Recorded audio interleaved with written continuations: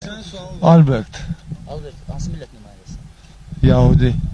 Yahudilər Azərbaycan torpağını qorumağa nə cür edir? Ona görə mən bu torpaqda yaşayıram. Doğulmuşam burada, yaşayıram da burada. Heç nə məcbur eləmir. Bu bir vətəndaş kimi öz borcu nədə görürsən? Gəlib torpağı qorumaq. Nə qədər təxminən qalmaq niyyətinsən? Müharibənin axırına kimi. Necə bir histir? Əla, super, çox gözəl. Biz çox şadıq ki, gedirik öz torpaqlarımıza. Qarabağ azad olunub. Allah Ali Başqanlarımızın canını sağ eləsin.